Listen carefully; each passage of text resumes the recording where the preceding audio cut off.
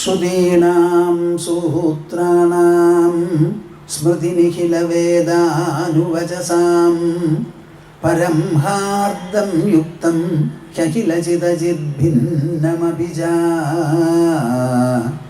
അഭിന്നം സ്വാഭാവ്യാത് ഗുണിച പരമം ബ്രഹ്മകമിദം സമാധിഷ്ടം യൈസ്താൻ അഭി സതതമീഡേ ഗുരുവരാൻ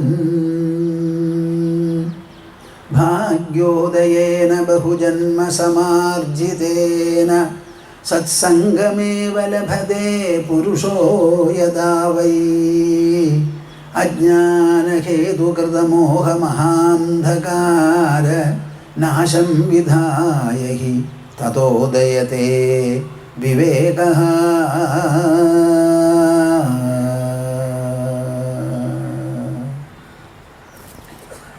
ഹരിഹി ഹരിഹി. എല്ലാവരും കൂടി 3 തവണ പതിവ് പോലെ ഓംകാരം ജപിക്കുക. കൈകോർത്ത് മടിയിൽ വെച്ച് വിഷമിക്കാതെ നിവർന്നിരുന്ന് കണ്ണടച്ച് മനസ്സും വായും തുറന്ന് ജപിക്കൂ. ലോകം മുഴുവനും ഇതിൻ്റെ മംഗള സ്ഫുരണം ഉണ്ടാവട്ടെ. ഓ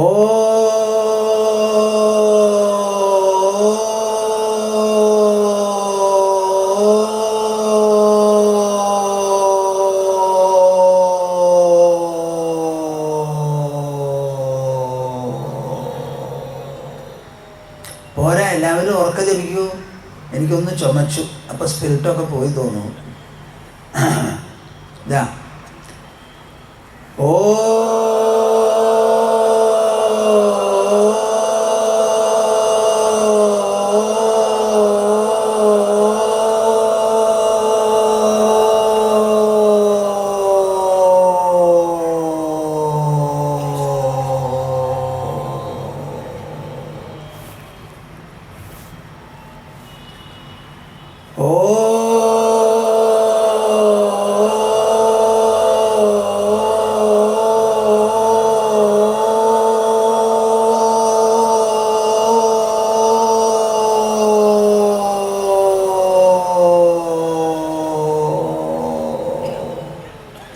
ഹരി ഓം തസ്. നമുക്ക് ഈ അഷ്ടാവക്ര സംഹിതയിൽ നമ്മൾ എടുത്തിടത്തോളം ശ്ലോകങ്ങൾ ആദ്യം മുതൽക്ക് ഒരു തവണ ചൊല്ലുക. എന്താ വേണോ?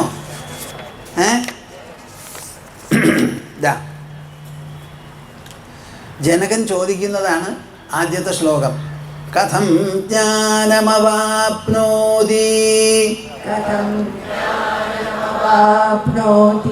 കഥം മുക്തിർഭവിഷ്യതി വൈരാഗ്യം ച കഥം പ്രാപ്തം ഏതദ്ബ്രൂഹി മമ പ്രഭോ. നോക്കൂ, എല്ലാവരും ചൊല്ലണം.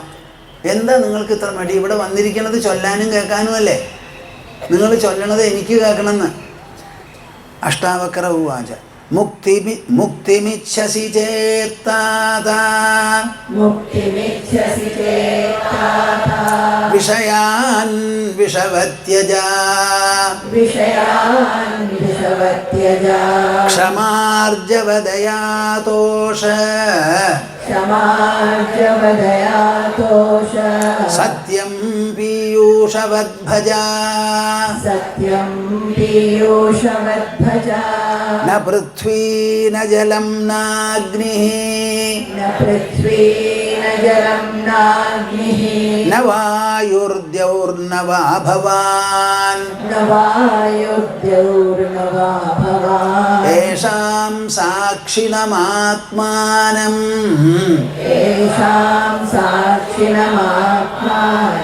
ചിദ്രൂപം വിദ്ധി മുക്തയേ യദി ദേഹം പൃഥകൃത്യ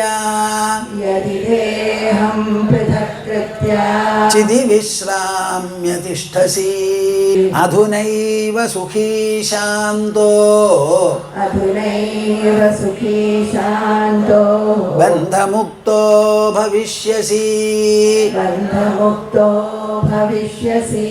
ന ത്വം വിപ്രാദികോ വർണ്ണോ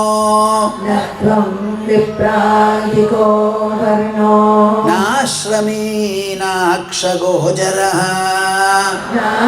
അസംഗോസി നിരാകാരോ വിശ്വസാക്ഷി സുഖീ ഭവ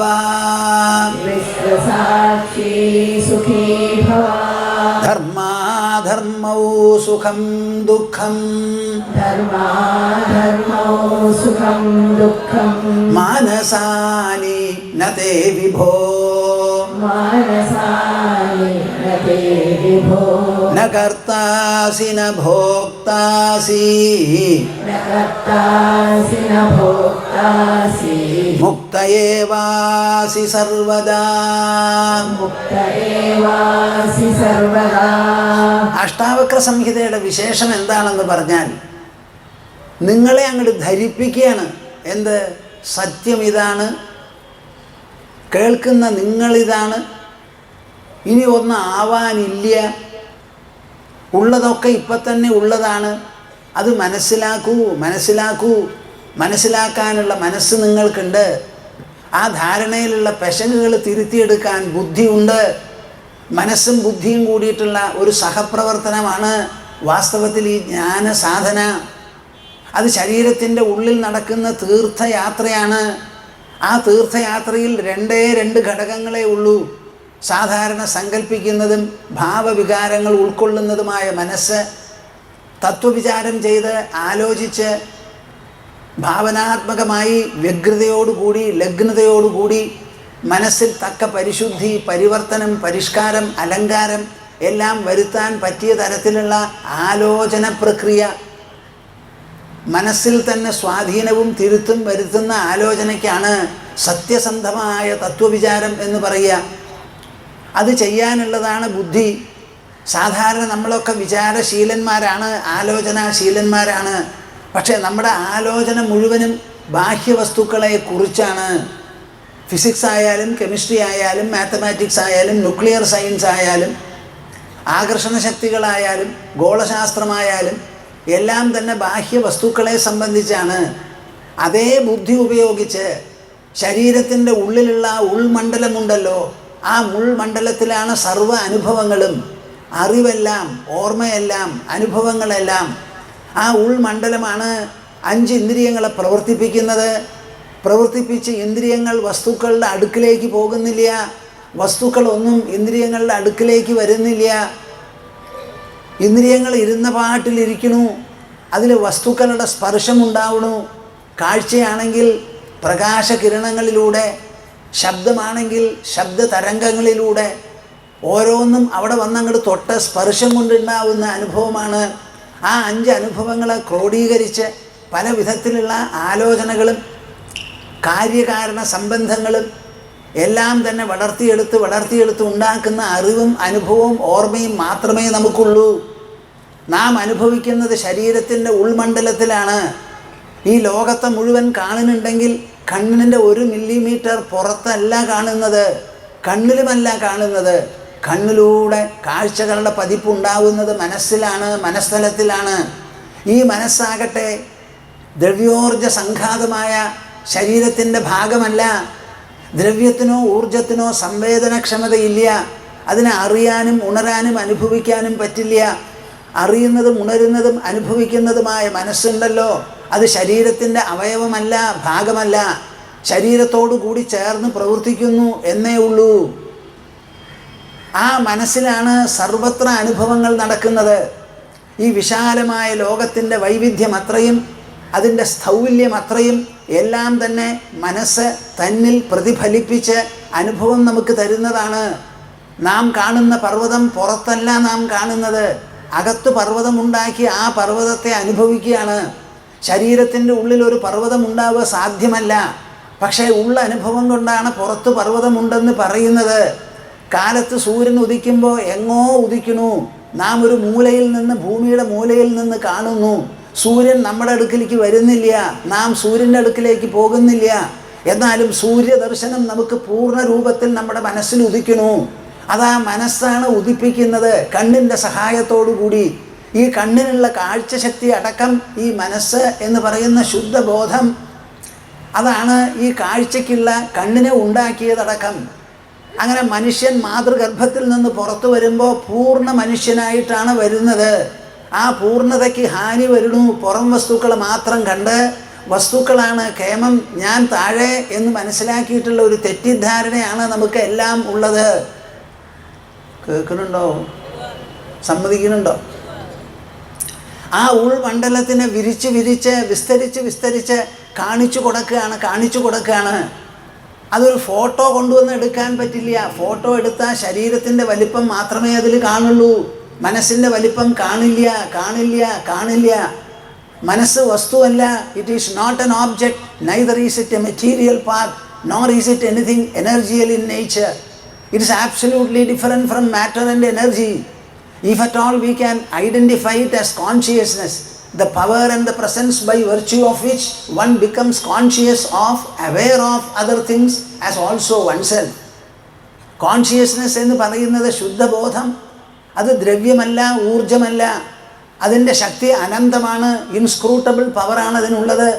എത്രയാണെന്ന് നമുക്ക് ഗണിക്കാൻ പറ്റില്ല.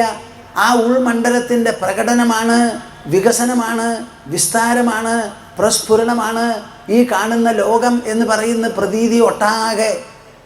ഈ സത്യമാണ് അഷ്ടാവക്ര സംഹിതയിൽ ആവർത്തിച്ച് പറയുന്നത്. ഇങ്ങനെയുള്ള അധ്യാത്മചിന്തയ്ക്ക് ആധുനിക ലോകത്തിലോ നമ്മുടെ ജീവിതത്തിലോ എന്താണ് പ്രസക്തി എന്ന് നിങ്ങൾ ആലോചിക്കണം. ഞാൻ ഈ 7 ദിവസവും പറയാൻ പോകുന്നത് ഈ ഒരൊറ്റ കാര്യമാണ്. ഗീതാതത്വ സമീക്ഷ വിട്ട് ആത്മതത്വ സമീക്ഷയിലേക്ക് നാം പ്രവേശിച്ചു കഴിഞ്ഞു. അപ്പോൾ ഇവിടെ പറയാൻ പോകുന്നത് മുഴുവൻ ആത്മാ. ആ അധ്യാത്മം എന്ന് പറയുന്നതാണ്. ഈ അധ്യാത്മം ഞങ്ങൾക്ക് എല്ലാവർക്കും ഉപയോഗപ്പെടുന്നതോ ഞങ്ങളെ സ്പർശിക്കുന്നതോ ആണോ എന്ന് ചോദിച്ചാൽ അതിനുള്ള മറുപടിയാണ് ഇന്നലെ പറഞ്ഞ ധർമാധർമ്മൗ സുഖം ദുഃഖം മാനസാനി നതേ വിഭോ. ധർമ്മം അധർമ്മം എന്ന് പറയുന്നത് 2 സങ്കല്പങ്ങളോ പ്രത്യയങ്ങളോ ആണ്. കൊള്ളാവുന്നത്, ഉപയോഗപ്പെടുന്നത്, ഉത്കർഷത്തിന് വകവയ്ക്കുന്നത്, വഴിവയ്ക്കുന്നത്, അതാണ് ധർമ്മം. അതല്ലാത്തത് അധർമ്മം. ഇങ്ങനെ ധർമ്മം അധർമ്മം എന്ന് പറയുന്ന 2 വാക്ക് നമ്മുടെ അക്ഷരമാലയിൽ നിന്ന് എടുത്തതാണ്. അക്ഷരമാല നാം രചിച്ചതാണ്. അതുകൊണ്ടുള്ള പദങ്ങളെല്ലാം മനസ്സിലുള്ള ഭാവങ്ങളെയും പ്രത്യയങ്ങളെയും ആശയങ്ങളെയും സൂചിപ്പിക്കുന്നതാണ്. അപ്പോൾ ധർമ്മം എന്ന വാക്കിന് അർത്ഥം പറയേണ്ടത് നമ്മൾ, അധർമ്മം എന്നതിന് വിവക്ഷ നൽകുന്നത് നമ്മൾ. സുഖം ദുഃഖം എന്ന് പറയുന്നത് എന്താ, അതിനും നാം തന്നെ വേണം വിവരണം നൽകാൻ. ഈ സുഖദുഃഖങ്ങളല്ലാതെ വേറെ ഒന്നും നമ്മുടെ ജീവിതാനുഭവത്തിലില്ല എന്ന് പറഞ്ഞാൽ ഈ സദസ്സ് സമ്മതിക്കുമോ?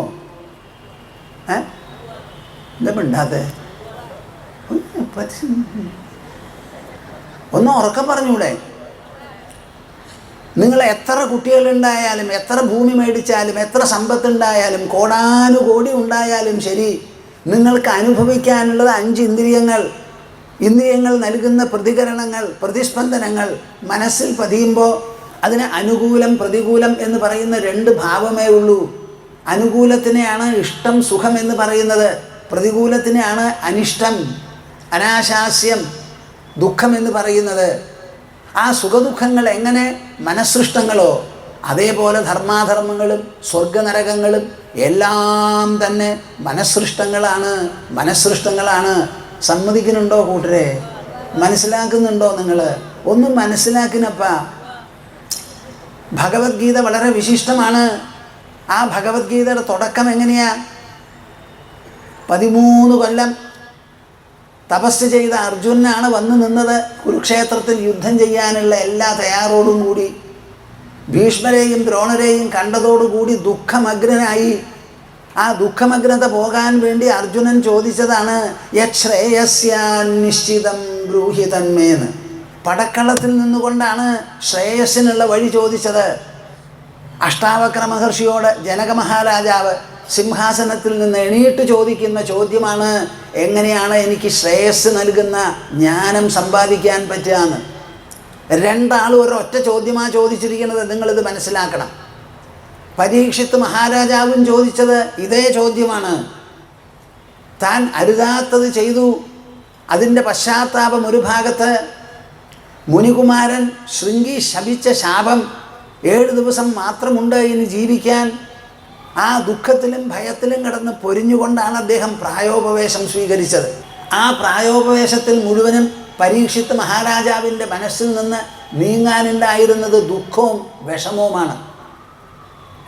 തീർത്ഥാടനം കഴിച്ചതിന് ശേഷം 16 വയസ്സുള്ള ശ്രീരാമൻ മടങ്ങി വന്നത് സഹിക്കുവയ്യാത്ത ദുഃഖഭാരമായിട്ടാണ്. ശ്രീമദ് ഭാഗവതം അടിതൊട്ട് മുടിവരെ പറയുന്നു, മനുഷ്യ ജീവിതത്തിൽ താപത്രയമില്ലാതെ ജീവിക്കാൻ സാധ്യമല്ല. ഈ ലോകം അടിച്ചേൽപ്പിക്കുന്നത് താപത്രയമാണ്. ആധ്യാത്മിക ദുഃഖം, ആധിഭൗതിക ദുഃഖം, ആധിദൈവിക ദുഃഖം എന്ന 3 ദുഃഖമുണ്ട്. ഈ ദുഃഖത്തിന് ഇരയാകാത്തവരാരും ലോകത്തിലില്ല. ഇതിൽ നിന്ന് രക്ഷപ്പെടണം എന്നുണ്ടെങ്കിൽ വേദ്യം വാസ്തവമത്ര വസ്തു ശിവദം, മംഗളപ്രദമായ ആ സത്യത്തെ മനസ്സിലാക്കണം. അതുകൊണ്ട് മാത്രമേ ഈ ദുഃഖം ഇല്ലാതെ ആവുള്ളൂ, തേഞ്ഞു പോകുള്ളൂ എന്ന്. അപ്പം ദുഃഖം എന്ന് പറയുന്ന അനുഭവം അന്നുമുണ്ട് ഇന്നുമുണ്ട്. മനുഷ്യൻ്റെ വ്യക്തിത്വത്തിൽ ഒരു മാറ്റം വന്നിട്ടില്ല. ആ ആളുടെ ശരീരം അന്നുള്ളതുപോലെ ഇന്ന് പാഞ്ചഭൗതികമാണ്, സജീവമാണ്, സചേതനമാണത്. ആ ശരീരത്തിൽ ഒരു മനസ്സുണ്ട്, മനസ്സിനെ നയിക്കുന്ന ബുദ്ധിയുണ്ട്, എല്ലാറ്റിനെയും ക്രോഡീകരിക്കുന്ന അഹങ്കാരമുണ്ട്, എല്ലാറ്റിനും അടിത്തട്ടിലായ ആ അധിഷ്ഠാനമായ ആത്മപ്രഭാവം, ആത്മസാന്നിധ്യവുമുണ്ട്. നിങ്ങളൊന്ന് എന്നോട് പറയൂ, ആദിമ മനുഷ്യനുള്ള ഈ ഘടകങ്ങളും ആധുനിക മനുഷ്യനുള്ള ഇതേ ഘടകങ്ങളും തമ്മിൽ എന്തെങ്കിലും വ്യത്യാസമുണ്ടോ? എന്താ നിങ്ങൾ പറയണേ? ഉണ്ടെന്നോ ഇല്ലയെന്നോ? ഒന്നും ഉറക്കെ പറയുന്നപ്പ ഇല്ല എന്ന് പറയൂ. എന്താ അത്ര മടി? പറയുമ്പോൾ ഇങ്ങോട്ട് ഉറക്കട്ടെ. അത് വ്യത്യാസമില്ല. അന്നും ലോകവസ്തുക്കളുമായി സമ്പർക്കം നടക്കുമ്പോൾ നമുക്കുണ്ടായിരുന്നതാണ് സുഖദുഃഖങ്ങൾ. അതേ സുഖദുഃഖങ്ങൾ തന്നെയാണ് ഇന്നും ഉണ്ടാവുന്നത്. ആ ദുഃഖം നീങ്ങാനുള്ള വഴിയാണ് അധ്യാത്മം. അർജുനനെ അതേ രഥത്തിൽ തളർന്നിരുന്ന അർജുനൻ്റെ മുഖത്ത് നോക്കി അർജുനൻ്റെ കർണപുടങ്ങളിൽ തുളഞ്ഞു കയറാൻ പറ്റിയ തരത്തിൽ, സ്പർശിക്കാൻ പറ്റിയ തരത്തിൽ കൃഷ്ണൻ്റെ മുഖം വാചാലമായി. എന്നിട്ട് അദ്ദേഹം പറയുന്നത് എന്താ? നത്വേവാഹം ജാതുനാസം നത്വം നേമേ ജനാധിപാഃ നചൈവ ന ഭവിഷ്യാമഃ സർവേ വയമതഃ പരം. ഒരു കാലത്തും അർജുന നീ ഇല്ലാതിരുന്നിട്ടില്ല, ഞാനുമില്ല, നീയുമില്ല, ഈ ഭീഷ്മദ്രോണാദികളുമില്ല. ഇപ്പം എങ്ങനെ നാം നിൽക്കുന്നുവോ അതുപോലെ എല്ലാ കാലത്തും ഉണ്ടായിരുന്നു. ഇനി ഉള്ള കാലത്തും നമ്മൾ ഉണ്ടാവും. അവിനാശിയാണ് നാം എല്ലാവരും, നശിക്കുന്നതല്ല. നാശം ശരീരത്തിന് മാത്രമേ ഉള്ളൂ. നശ്വര ശരീരം നിലനിൽക്കുന്നത് തന്നെ അവിനാശിയായ ആത്മസാന്നിധ്യം കൊണ്ടാണ് എന്ന് പറഞ്ഞ് അധ്യാത്മ തത്വമാണ് ഉപദേശിക്കാൻ തുടങ്ങിയത്. കൃഷ്ണൻ്റെ ഉപദേശം 64 അക്ഷരം കേൾക്കുമ്പോഴേക്കും കരഞ്ഞുകൊണ്ടിരുന്ന അർജുനൻ്റെ കണ്ണീര് വറ്റിപ്പോയി. അർജുനൻ പൃച്ഛകനായി മുമ്പിൽ നിന്നു. അധ്യാത്മത്തിൻ്റെ മഹത്വം മനസ്സിലാക്കൂ. അതിൻ്റെ സദ്യഫലം ഒന്നൊന്ന് നല്ലപോലെ മനസ്സിലാക്കൂ. അധ്യാത്മത്തിൻ്റെ 4 വാക്ക് കേട്ടാൽ മതി, ഇളകിമറിഞ്ഞ മനസ്സ് സ്ഥിരമാകും. അല്ലലും അലട്ടുമായി വട്ടം തിരിയുന്ന മനസ്സ് അത് രണ്ടും കളഞ്ഞ് അതിന് സമാധാനവും സന്തോഷവും അതിൻ്റെ ഇളക്കം വിട്ട് അതിനൊരു നൈശ്ചല്യം, ഒരു സമാധാനം, ഒരു പോയ്സ് അതിന് കിട്ടും. ഇതാണ് അധ്യാത്മത്തിൻ്റെ ഉദ്ദേശം. നിങ്ങൾ നല്ല പോലെ മനസ്സിലാക്കണം. നമ്മൾ കാര്യങ്ങളെക്കുറിച്ച് വിശകലനം ചെയ്യുന്നില്ല. ആലോചനാശീലം നമുക്ക് പോരാ. ലോകവസ്തുക്കളെക്കുറിച്ച് ആലോചിക്കുന്നത് മാതിരി മനസ്സിലുള്ള അനുഭവങ്ങളെക്കുറിച്ചും നാം ആലോചിക്കണം. ഉൾ വ്യക്തിത്വത്തിൻ്റെ മഹിമയെപ്പറ്റി മനസ്സിലാക്കണം. മനസ്സിൻ്റെ വിസ്താരം എത്ര, അതിൻ്റെ വിശാലത എത്ര, അതിന് എത്രത്തോളം ആഴമുണ്ട്, ഔന്നത്യമുണ്ട്, ഉത്തുംഗത്വമുണ്ട്, അത് എത്രത്തോളം ഭീമമാണ്, ബൃഹത്താണ് എന്ന് നിങ്ങൾ മനസ്സിലാക്കണം. കടുക് പോലെയോ പുളിയങ്കുരുവോ പോലെയോ ഉള്ള ഒരു മനസ്സല്ല നമുക്ക്. നമ്മുടെ മനസ്സ് വിശാലമാണ്. ആ മനസ്സിൻ്റെ വിശാലതയാണ് ഈ ലോക വിശാലതയായി പ്രതിഫലിക്കുന്നത്, പരിണമിക്കുന്നത്. ആ മനസ്സിനെ നല്ലപോലെ മനസ്സിലാക്കിയാൽ നിങ്ങളുടെ ദുഃഖം മുഴുവനും ചെറിയ ഒരു പൊട്ടുപോലെയായിത്തീരും. വിശാലമായ മനസ്സിൽ ഒരു കുത്തു വന്നാൽ ആ കുത്തിനെ കാണാൻ പോലും നമുക്ക് സാധിക്കില്ല. വലിയ ഒരു പേപ്പറിൽ ഏറ്റവും ചെറിയൊരു കുത്തിട്ടാൽ എങ്ങനെയാ കാണാൻ പറ്റുക? അതേമാതിരി നമുക്ക് വരുന്ന സ്പർശ സുഖ ദുഃഖങ്ങളെല്ലാം വളരെ നിസ്സാരമാണ്. സാരവത്താണ് നിങ്ങളുടെ മനസ്സ്. അതിഗംഭീരമാണ്, അതിമഹത്താണ്, പ്രചണ്ഡമാണ് നിങ്ങളുടെ മനസ്സ്. ഈ ലോകത്തിൻ്റെ വിസ്താരത്തോടു കൂടി തട്ടിച്ചു നോക്കുമ്പോൾ അത് വളരെ ഇൻഫിനിറ്റ് മെഷറാണ്. അതിൻ്റെ മാഗ്നിറ്റ്യൂഡും മാഗ്നിഫിസൻസും ഗ്രേറ്റ്നെസ്സും എല്ലാം, അതിൻ്റെ മഹത്വം, അതിൻ്റെ മേന്മ, അതിൻ്റെ വൈഭവം, അതിൻ്റെ പ്രഭാവം, അതിൻ്റെ പ്രകാശ സാന്ദ്രത, അതെല്ലാം ഈ ലോകത്തിലുള്ള സൂര്യചന്ദ്രാദി ഗോളങ്ങളെ തട്ടിച്ചു നോക്കുമ്പോൾ എത്രയോ ഇരട്ടി മഹത്വമുള്ളതാണ്. ഈ വാക്കുകൾ തന്നെ കേൾക്കുമ്പോൾ നിങ്ങളുടെ മനസ്സിൽ എന്തായിരിക്കണം പ്രതികരണം? കാലത്തെണീറ്റാൽ വൈകുന്നേരം വരെ ഈ പൊല്ലായ്മയും ഇല്ലായ്മയുമുള്ള പാട്ടാണ് നമ്മൾ കേൾക്കണത്. അതേ കേൾക്കടേ, എനിക്ക് സുഖമില്ല, എനിക്ക് അങ്ങനെയാടി, ഇതന്നെയാണ് വർത്തമാനം. ടെലിഫോണിലടക്കം ടെലിഫോൺ അടക്കം ഇൻഫെക്റ്റഡാണ് നമ്മുടെ വാക്കുകൾ കേട്ടിട്ട്. ആരും നിൻ്റെ മനസ്സിനെ എന്തിനാ നീ ദുഃഖിക്കണത്? നീ പർവ്വതത്തെ പോലും പ്രദർശിപ്പിക്കുന്ന വിശേഷപ്പെട്ട മനസ്സല്ലേ. ഒന്ന് മിണ്ടാണ്ടിരിക്കൂ എന്നൊരു വാക്ക് തല നരച്ചവരുടെ കയ്യിൽ നിന്നും നമുക്ക് കേൾക്കാൻ പറ്റില്ല. ആലോചിച്ചു നോക്കൂ, നമ്മൾ എത്ര ഏഴയാണ്, പോഴന്മാരാണ് നമ്മളെന്ന്. നമ്മുടെ മനസ്സിൻ്റെ ഉള്ളിലാണ് സർവ്വവൈഭവവും കാത്തു സൂക്ഷിക്കുന്നത് നമ്മൾ. ന കർത്താസി ന ഭോക്താസി എന്നാണ് പറയുന്നത്. നീ ഒരിക്കലും ഒന്നും ചെയ്ത് കറ പിടിച്ചിട്ടില്ല. നിനക്ക് ഒരു തരത്തിലുള്ള അനുഭവം നിന്നെ കൊടുക്കുന്നില്ല. നീ ആകാശ സമനാണ്. ആലോചിക്ക്. നമ്മുടെ അനുഭവം മുഴുവൻ മനസ്സിലും ബുദ്ധിയിലുമാണ്. അത് രണ്ടും പുതുതല്ല കൂട്ടരെ. പഴയ മനസ്സും പഴയ ബുദ്ധിയും തന്നെയാണ് നമുക്ക്. നമ്മുടെ ശരീരവും അതുപോലെ തന്നെ. ഇന്ന് എവിടെ നോക്കിയാലും ഡിപ്രഷൻ. എന്താ ഡിപ്രഷൻ? എവിടെയാ ഡിപ്രഷൻ? അപ്പം പോയി ഡോക്ടറെ അടുക്കിലേക്ക്. ഡിപ്രഷൻ എന്ന് പറയുന്നത് മനസ്സിനുള്ള രോഗമാണെങ്കിൽ ആ മനസ്സിനുള്ള രോഗത്തിന് അധ്യാത്മമായ ഔഷധമേ പറ്റൂ. അതിന് ദ്രവ്യാത്മകമായ ഔഷധം പറ്റില്ല. ദ്രവ്യം, ആ മരുന്നൊക്കെ ശരീരത്തിലാണ് പ്രതിഫലിക്കുന്നത്, മനസ്സിൽ പ്രതിഫലിക്കുന്നില്ല. മനസ്സിൽ പ്രതിഫലിക്കണമെങ്കിൽ അതിന് ജ്ഞാനാത്മകമായ ബൗദ്ധ ചികിത്സ വേണം, വേറെ ഒന്നും പറ്റില്ല. അത് നല്ല പോലെ നിങ്ങൾ മനസ്സിലാക്കണം. അർജുനൻ്റെ ദുഃഖം തീർന്നത് കൃഷ്ണൻ്റെ ബൗദ്ധ ചികിത്സ ഏറ്റപ്പോഴാണ്. ജനകൻ്റെ വിഷമം തീരുന്നത് അഷ്ടാവക്ര മഹർഷിയുടെ ബൗദ്ധ ചികിത്സ കൊണ്ടാണ്. പരീക്ഷത്തിൻ്റെ ദുഃഖം നീങ്ങിയത്, ശ്രീരാമൻ്റെ ദുഃഖം അകന്നുപോയത് എന്നേക്കുമായി. ഒരു ഭാഗത്ത് ശുഗമഹർഷിയുടെ, മറുഭാഗത്ത് വസിഷ്ഠ മഹർഷിയുടെ ആ ബൗദ്ധമായിരിക്കുന്ന മരുന്ന് ഉള്ളിലേക്ക് അങ്ങോട്ട് വന്നപ്പോഴാണ്. കേൾക്കുന്നുണ്ടോ നിങ്ങൾ? ഒന്ന് ചിന്തിക്കും നിങ്ങൾ. നമ്മുടെ ബുദ്ധി മരമണ്ഡമല്ല, അത് സജീവമാണ്, സ്പന്ദനാത്മകമാണ്. ആ ബുദ്ധിയുടെ മുൻപിൽ ഏശാത്ത ആലോചനയില്ല, വിചാരമില്ല, എല്ലാം തന്നെയുണ്ട്. നമ്മൾ ഈ പറയുന്ന അധ്യാത്മം പഴക്കമായതല്ല. പലർക്കൊരു വിചാരമുണ്ടാവും, പുരാണമായ കാര്യങ്ങളാണ് പറയണത്. പുരാണം എന്ന് പറഞ്ഞാൽ എന്നെന്നും ഉണ്ടായിരുന്നത്, പഴക്കം തട്ടാത്തത് എന്നാണതിന്. അതിന് പഴക്കമില്ല, എന്നാലോ നിത്യനൂതനത്വമാണതിന് എല്ലാ സമയത്തും. അതിൻ്റെ ഫലം, ഇഫക്റ്റ് ഉണ്ടല്ലോ, അതും എപ്പോഴും നിത്യനൂതനമാണ്. കാലത്തെണീറ്റാൽ എപ്പോഴും നിങ്ങളുടെ ഉള്ളിൽ ഞാൻ എന്നൊരു തോന്നൽ വന്നുകൊണ്ടേയിരിക്കുന്നു. ഒരേ ഞാൻ തന്നെയാണ് കാലത്ത് മുതൽക്ക് വൈകുന്നേരം കിടന്നുറങ്ങുന്നത് വരെ ഞാൻ. അതെപ്പോഴും ഇങ്ങനെ ഉദിച്ചു വന്നുകൊണ്ടിരിക്കുകയാണ്. ലോകത്തിൽ ദുഃഖം അനുഭവിക്കാത്ത ഒരൊറ്റ ആളെയും കാണില്ല. ആ ദുഃഖം എന്തുകൊണ്ടുണ്ടായി എന്നുള്ളത് നിങ്ങൾ വിട്ടുകളയൂ. ബാഹ്യ കാരണത്തെ നീക്കൂ. ആന്തരമായിരിക്കുന്ന മനസ്സ് ആ കാരണത്തിൽ ഉറച്ചു നിൽക്കൂ. ദുഃഖ നിവാരണത്തിന് വേണ്ടി നാം ഇറങ്ങിച്ചെല്ലേണ്ടത് നമ്മുടെ മനോമണ്ഡലത്തിലും മനോമേഖലയിലുമാണ്. ആ മനസ്സലത്തിൽ ഇറങ്ങി ചെല്ലുന്നതാണ് തത്വവിചാരം, ആത്മവിചാരം, ആത്മതത്വവിചാരം എന്ന് പറയുന്ന ആ വിശേഷപ്പെട്ട പ്രക്രിയ. സുഖവും ദുഃഖവും ഒരുപോലെ മനസ്സ് രചിക്കുന്നതാണ്. ഒന്നിലോ നിങ്ങൾക്ക് സുഖമുണ്ടാവും, കൂട്ടത്തിൽ ദുഃഖവും ഉണ്ടാവും. ദുഃഖമില്ലാതെ ആവുന്നതാണ് സുഖം. ദുഃഖത്തെ വരുത്തി തീർക്കുന്നതാണ് സുഖം.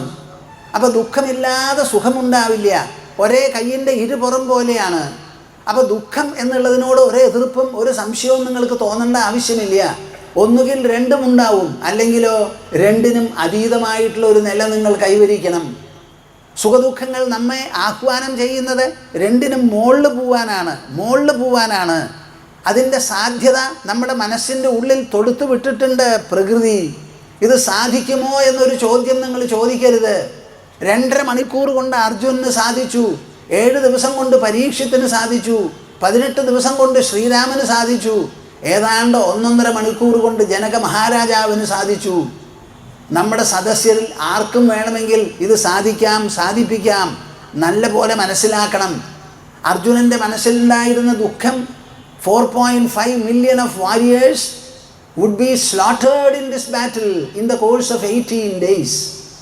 18 ദിവസം കൊണ്ട് 45 ലക്ഷം പടയാളികൾ കൊന്നു മരിക്കാൻ പോവാണ്.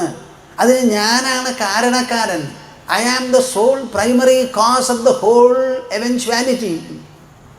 ആ കാര്യം ആലോചിച്ച് he had Himalayan misery, affliction, torment, discomfiture in his mind. അത് മുഴുവനും തീരണം. മനസ്സിങ്ങനെ ആളി കത്തി തുടങ്ങി ദുഃഖാഗ്നി കൊണ്ട്. ആ ദുഃഖാഗ്നി ശമിപ്പിക്കാൻ വല്ല വഴിയുമുണ്ടെങ്കിൽ പറഞ്ഞു തരൂ എന്നാണ് കൃഷ്ണനോട് ചോദിച്ചത്. ആ ചോദ്യം ഇന്നും നിങ്ങൾക്ക് എല്ലാവർക്കും പ്രസക്തമല്ലേ എന്നാണ് എനിക്ക് ചോദിക്കാനുള്ളത്. ഒരിക്കലും നിങ്ങളിതൊരു പഴഞ്ചൻ സയൻസ് ആണെന്ന് പറയരുത്. ആ ദുഃഖം മുഴുവനും നീങ്ങി അർജുനൻ്റെ മനസ്സിനെ കൊണ്ട് പൃച്ഛകനാക്കി തീർക്കാൻ വേണ്ടി സംസാരിച്ചപ്പോൾ അതൊരു സംവാദമായി. ആ സംവാദത്തിൽ അർജുനൻ പങ്കെടുത്തു, കൃഷ്ണൻ പറയുന്നത് പോലെ. അതുമാതിരി ഞാൻ പറയുമ്പോൾ നിങ്ങളും നിങ്ങളുടെ മനസ്സിൻ്റെ ഉള്ളിൽ പൃച്ഛയമായി ഒരു ഭാഗത്ത് സ്വീകരണം, മറുഭാഗത്ത് പ്രതികരണം, അത് കഴിഞ്ഞാൽ അന്വേഷണം, ഗവേഷണം, അതിനുള്ള ചോദ്യം, ഇതെല്ലാമായി നിങ്ങളും പങ്കെടുക്കണം. അന്ന് മുതൽക്ക് ഇന്നേ വരെ ഈ സയൻസ്, ഈ ശാസ്ത്രം നമ്മുടെ ഭാരത പ്രജകൾ കണ്ണിലെ കൃഷ്ണമണി പോലെ സൂക്ഷിച്ചു വന്നിട്ടുണ്ട്. ആ ജനകനോട് അഷ്ടാവക്ര മഹർഷി പറഞ്ഞ് ജനകൻ്റെ മനസ്സിൻ്റെ ഉള്ളിൽ തൊടുത്തുവിട്ട അതേ ആത്മതത്വമാണ് ഭൂമാനന്ദ സ്വാമിയും ഇവിടെ സദസ്യരുടെ ഉള്ളിൽ തൊടുത്തുവിടുന്നത്.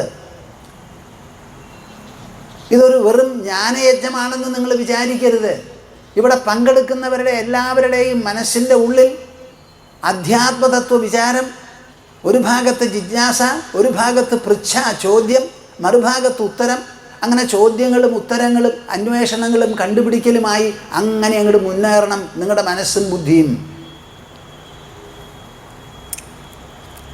ഉദ്ധവനെ ഉപദേശിക്കുന്ന ഭാഗമാണ് ശ്രീമദ് ഭാഗവതത്തിൽ ഏറ്റവും വിശേഷപ്പെട്ടത്.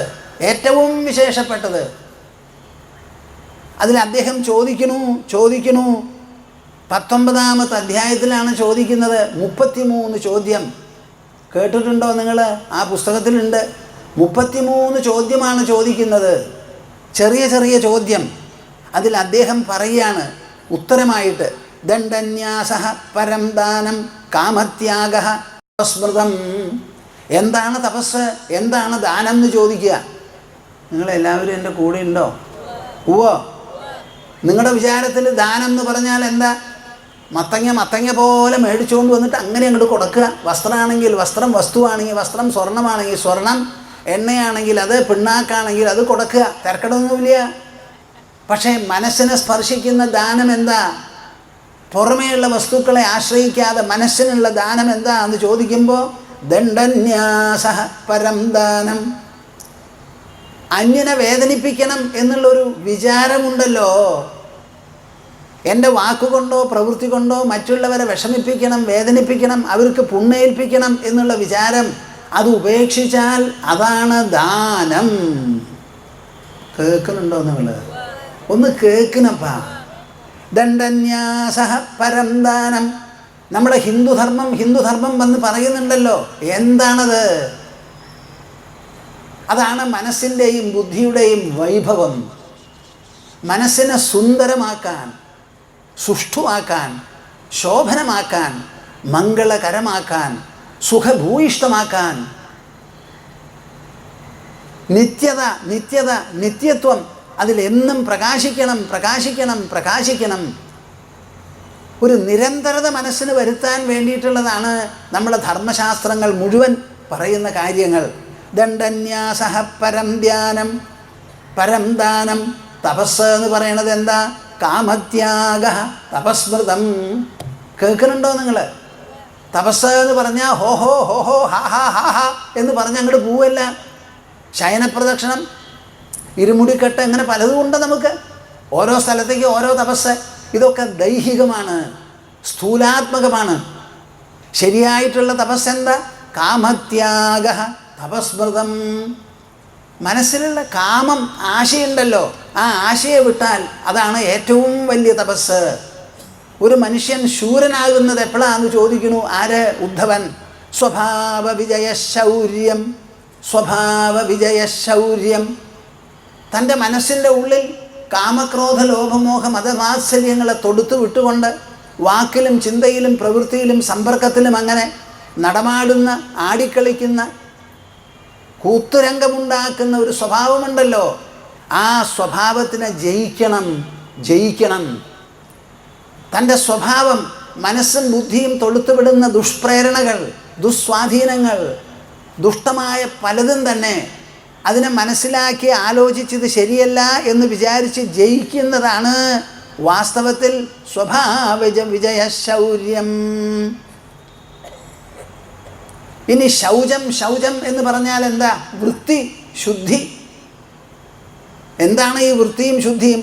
കർമ്മസ്വസംഗമ ശൗചം. താൻ ചെയ്യുന്ന പ്രവൃത്തിയിൽ ഒരൊറ്റെണ്ണത്തിൽ നമുക്ക് സംഘം, ഒട്ടലുണ്ടാവരുത്.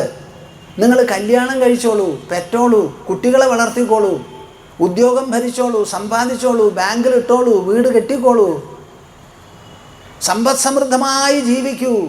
പക്ഷേ ഒരൊറ്റ പ്രവൃത്തിയിലും നിങ്ങൾക്ക് ഒട്ടലുണ്ടായി പോകരുത്. പ്രകൃതി നൽകിയ ശരീരം, പ്രകൃതി നൽകിയ വിഭവങ്ങൾ, ആ പ്രകൃതിയിൽപ്പെട്ട നാവ്, മനസ്സ്, കയ്യ്, കാല്. ഞാൻ പ്രകൃതി തന്ന കൈ കൊണ്ടാണ് വീശണത്, പിടിക്കണത്. പ്രകൃതി നൽകിയ നാവ് കൊണ്ടാണ്, ശബ്ദനാളം കൊണ്ടാണ് സംസാരിക്കുന്നത്. ഇവിടെ എന്തെങ്കിലും നേടുന്നുണ്ടെങ്കിൽ ഈ ലോകമണ്ഡലത്തിലാണ് നേട്ടം. ഞാൻ നടക്കുന്നത് ഭൂമിയിൽ, ശ്വസിക്കുന്നത് കാറ്റ്, കുടിക്കുന്നത് വെള്ളം, ഇതൊന്നും എൻ്റെ അല്ല, എൻ്റെ അല്ല, എൻ്റെ അല്ല. ഞാൻ ഇതിൻ്റെ ഒരു ഭാഗമാണ്.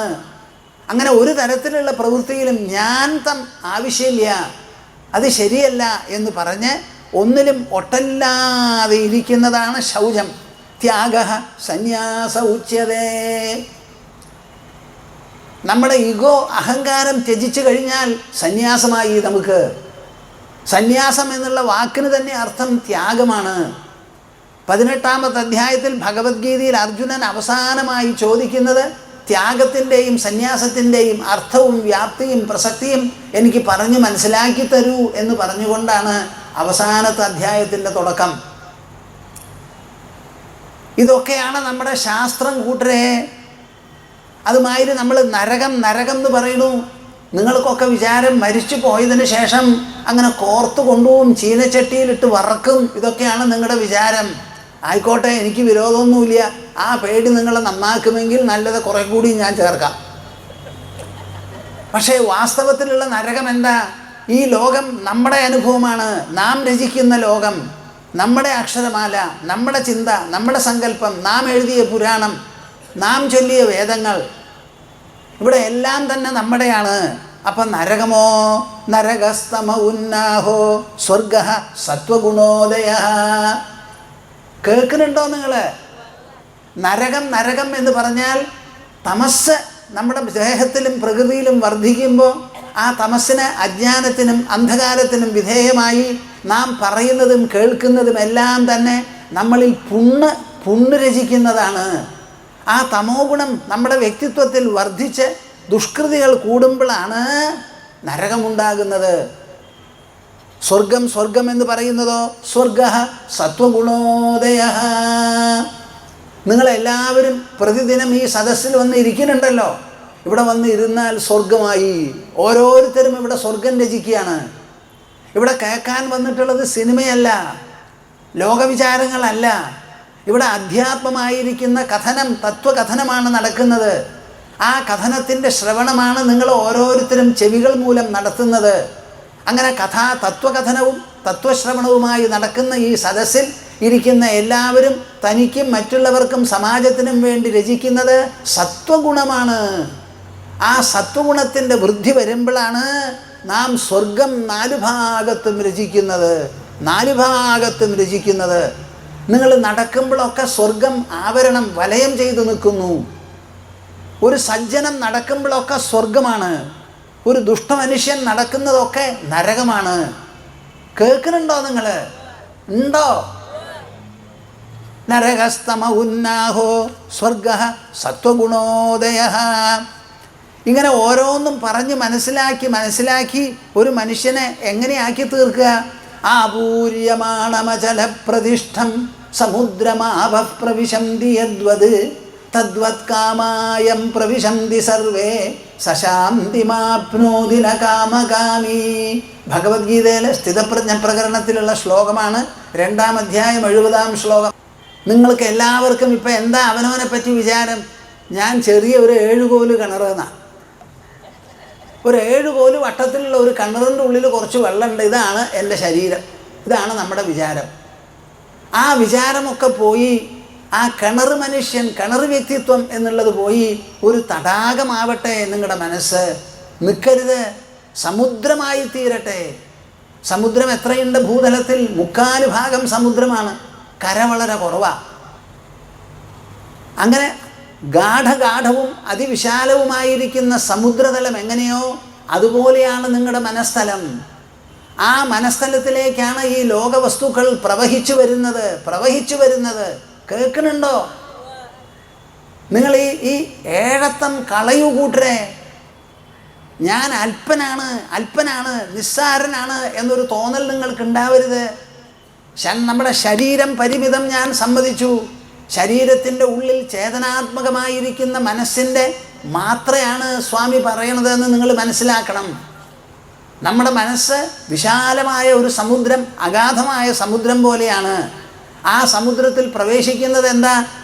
നാം തന്നെ നമ്മുടെ ശരീരത്തിൽ രചിച്ചുണ്ടാക്കിയ കണ്ണും മൂക്കും ചെവിയും നാവും ത്വക്കും ഈ ലോകവസ്തുക്കളെ പ്രവേശിപ്പിച്ച് ഇങ്ങോട്ട് കൊണ്ടുവരികയാണ്. ഞാൻ കാണാത്ത ഒരു കാഴ്ച എൻ്റെ ഉള്ളിൽ പ്രവേശിക്കില്ല. ഞാൻ കേൾക്കാത്ത ഒരു ശബ്ദം എൻ്റെ ഉൾത്തലത്തിലേക്ക് പോകില്ല. ഞാൻ അനുവദിക്കാത്ത ഒരു രുചി എന്നുള്ളിൽ കയറില്ല. മണം കയറില്ല, സ്പർശം കയറില്ല. അപ്പം നമ്മുടെ ഉള്ളിലെല്ലാം കൂടി വരുന്നത് ശബ്ദ സ്പർശ രസരൂപഗന്ധങ്ങളാണ് ഈ ലോകവസ്തുക്കളിൽ നിന്ന്. സമ്മതിച്ചോ? ഈ ശബ്ദസ്പർശ രസരൂപഗന്ധങ്ങൾ ലോകവസ്തുക്കൾ ഉണ്ടാക്കുന്നതോ അതോ നമ്മുടെ ഇന്ദ്രിയങ്ങൾ രചിക്കുന്നതോ? സൈലൻസ്. കണ്ണില്ലാത്തവന് കാഴ്ചയുണ്ടോ? സൂര്യനുണ്ടോ? നക്ഷത്രങ്ങളുണ്ടോ? അഗ്നിപ്രകാശമുണ്ടോ? മിന്നാമിനുങ്ങുണ്ടോ? ഇത് മുഴുവൻ ഉണ്ടാക്കി തീർക്കുന്നത് ആരാ? നമ്മുടെ കണ്ണ്. അപ്പം നമ്മുടെ കണ്ണ് പ്രവേശിപ്പിക്കുന്നതാണ് നമ്മുടെ ഉള്ളിലേക്കെല്ലാം. ഏതുപോലെ? സമുദ്രതലത്തിൽ നിന്ന് വെള്ളം നീരാവിയായി ഉയർന്ന് ആകാശത്തിൽ സഞ്ചരിച്ച് പല വിധത്തിലുള്ള പരിണാമങ്ങൾക്ക് വിധേയമായി സമുദ്രജലമാണ്, പുറത്തേക്ക് പോവില്ല, അത് പറക്കില്ല. പക്ഷേ അത് കനം കുറഞ്ഞ് സൂര്യരശ്മി തട്ടി നീരാവിയായി മേപ്പോട്ടുയർന്ന് പർവ്വത ശിഖരങ്ങളിലെല്ലാം ചെന്നു ഉപരിതലത്തിൽ മഞ്ഞായും താഴ്ന്ന തലത്തിൽ മഴയായും പെയ്ത് ആ മഴ പല സ്ഥലത്തും വീണ് ഒലിച്ചുകൂടി ജലരേഖയായി പുറപ്പെട്ട് താഴത്തേക്ക് ഇറങ്ങി വന്ന് സമതലത്തിലെത്തി പല വിധത്തിലുള്ള കൈവഴികളും ഏറ്റ് ആ കൈവഴികൾ ഓരോന്നും വന്ന് ചേരുമ്പോൾ ആ നദീപ്രവാഹത്തിന് വിസ്താരം കൂടി, ആഴം കൂടി, ഗാംഭീര്യം കൂടി, വേഗത കൂടി. അങ്ങനെ അവസാനം അതേ വെള്ളമാണ് നമ്മുടെ ഉള്ളിലേക്ക്, സമുദ്രത്തിലേക്ക് ഒലിച്ചിറങ്ങുന്നത്. കണ്ടാൽ അനവധി നദികളാണ് പല പർവ്വത ശിഖരങ്ങളിൽ നിന്നും വരുന്നത്. വളരെ ആഴവും വിസ്താരവുമുള്ള പുഴകളാണ് സമുദ്രത്തിലേക്ക് വരുന്നത്. ഒന്നും കൂടി കടത്തി ചിന്തിക്കൂ. ഈ വെള്ളം മുഴുവൻ എവിടുന്നാ ഉയർന്നത്? സമുദ്രതലത്തിൽ നിന്ന്. ആ ജലങ്ങളെല്ലാം വന്നു ചേരുന്ന സമയത്ത് അവിടെ ജലമല്ലാതെ ഒരു അജലമുണ്ടോ? സംശയമുണ്ടോ? സമുദ്രത്തിൽ എന്ത് വെള്ളമുണ്ടോ അതേ വെള്ളം തന്നെയാണ് വരുന്നത്. സമുദ്രത്തിൻ്റെ വിശാലത കൊണ്ടാണ് ഈ നീരാവി പ്രക്രിയ നടന്നത്. അതേമാതിരി നമ്മുടെ ഉള്ളിൽ നിന്നാണ് കാഴ്ചകൾ മുഴുവനും അത് കാണാനുള്ള പുറപ്പാട്. മനസ്ഥലം കണ്ണിൻ്റെ പോള തുറന്നു. അപ്പോഴാണ് പ്രകാശകിരണങ്ങൾ ഉള്ളിലേക്ക് പ്രവേശിക്കുന്നത്. പ്രകാശകിരണങ്ങളെ നീ വന്നോ എന്ന് പറഞ്ഞ് വിളിച്ചിട്ടാണ് നമ്മൾ കൺപോള തുറക്കുന്നത്. അങ്ങനെ എല്ലാ ഭാഗത്തിൽ നിന്നും പുഴകൾ വന്ന് സമുദ്രത്തിൽ ചേരുന്നത് പോലെ ആപൂര്യമാണമജലപ്രതിഷ്ഠം സമുദ്രമാപഃപ്രവിശന്തി യദ്വത്. സമുദ്രം ഒന്ന്, അതിൽ വരുന്ന പുഴകളും നദികളും അനേകം. അതുമാതിരി നമ്മുടെ മനസ്ഥലം ചേതനാത്മകത്വം ഒന്ന്. അതിലാണ് ഈ കണ്ണിലൂടെ കാഴ്ചയും ചെവിയിലൂടെ ശബ്ദവും മൂക്കിലൂടെ വാസനയും നാവിലൂടെ രുചിയും ത്വക്കിലൂടെ സ്പർശവും വരുന്നത്. ഒരേ മനസ്ഥലത്തിൽ നിന്ന് പുറപ്പെടുന്നതാണ് ഈ ഇന്ദ്രിയങ്ങളെ പ്രവർത്തിപ്പിക്കാനുള്ള പ്രേരണകൾ. ആ പ്രേരണകൾ മുഴുവൻ പ്രതിപ്രേരണകളായി തിരിച്ചു വരുന്നതാണ് ശബ്ദസ്പർശ രസരൂപഗന്ധം. നിങ്ങൾ എന്നോട് ബുദ്ധി കൊണ്ട് ആലോചിച്ച് പറയൂ. ഇങ്ങനെ ശബ്ദവും സ്പർശവും രസവും രൂപവും ഗന്ധവും ഇന്ദ്രിയ തലത്തിലുള്ളത് മനസ്സിൽ അങ്ങോട്ട് പതിയുമ്പോൾ അവിടെ മനസ്ഥലം വിട്ട് വേറെ എന്തെങ്കിലും ഒരു വസ്തു പ്രവേശിക്കുന്നുണ്ടോ? എനിക്ക് തൃപ്തിയാവണില്ല. You think about your own mind, the expanse of the mind.